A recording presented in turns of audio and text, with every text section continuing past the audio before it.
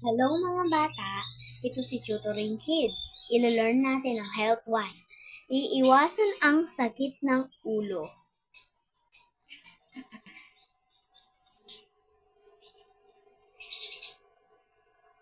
Balik-aral. Ang cellphone ay dalihan sa ulo at nagtatransfer sa utak at masasakit ng ulo.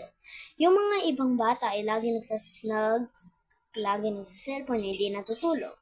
At pag nararamdam ito ng sakit ng ulo, so ito daw yung pag nararamdam mo daw yung sakit ng ulo habang bata pa. Nararamdam mo kung may sakit sa ulo.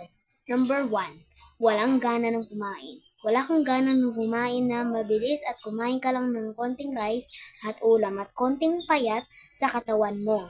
Konti lang payat. Number 2, iwasan ang cellphone araw-araw. Yun sa mga ibang bata, lagi sila nasa cellphone. Okay? Habang hindi nagtutulog ng araw-araw at lagi nasa cellphone, nasasakit ang ulo mo at wala kang kayang gawin, pwede ka lang matulog ng maaga o afternoon. Pwede ka lang matulog at wala kang kayang gawin. Pagsasanay, tara na bata, mag-answer na tayo. Okay. So, number 1 na tayo.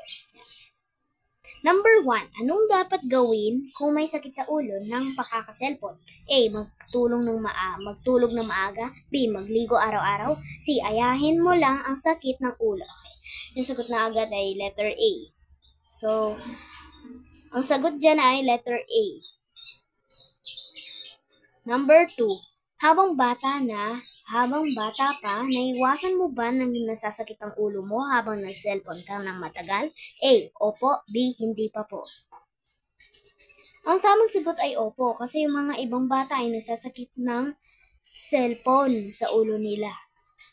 At walang kayang gawin. Wala silang energy. Okay. Ang batang nagsi-cellphone. Si Jake ay lagi nagsi-cellphone ng gabi. At hindi nagtutulog araw-araw at puyot siya lagi sa gabi at nakaka-absent siya araw-araw sa school.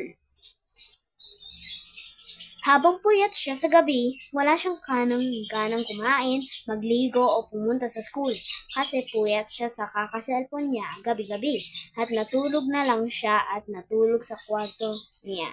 So yun lang nag-happen dun sa kwento ni Jake. Tandaan ng mga bata, ang cellphone ay nagtatransfer sa utak natin at nasasakit ng ulo. Siya yun ang dahilan na nagsasakit ng ulo natin. So yan na po.